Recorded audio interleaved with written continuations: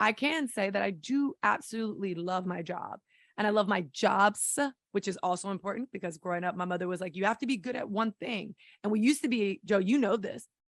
I would say like 7 years ago, 6 years ago, the world was really made up of people that were experts. You don't get a position on a podcast, and technically weren't sincerely a thing back then, but imagine like a radio show or on TV. You don't get invited on someone's show of any capacity unless you are an expert.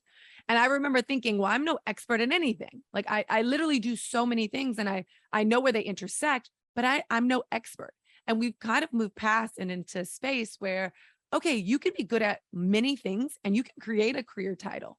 And that's where my curiosity led me. Is like, yes, I have a lot of energy, but this energy comes from this place of, I know I'm not trying to be the master of one trade. I know that there is, there's a lot of room for you to be kind of like the Jack, the Jill of all trades and figure out where they intersect and make a viable career and find that joy in what you do.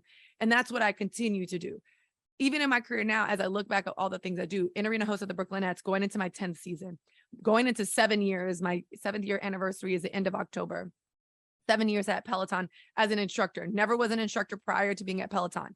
Never was a sideline reporter, a host. I don't have a degree in journalism. I had no experience before being the host of the Brooklyn Nets. I've been there 10 seasons. I don't have a degree in business. I don't even know what it really does take technically to build a business, plan. But I do have a business. I have a viable business. I too have built a brand for myself. I didn't go to school for marketing and branding, but I've built it for myself. So knowing that I have no fundamental experience, I know that there is a way to figure it out. And a lot of that is fueled by that passion and that energy, that desire and excitement to wake up in the morning and say, what's next? How can I make this work? How can I stay curious around this job? How can I do all these things and kind of go against status quo?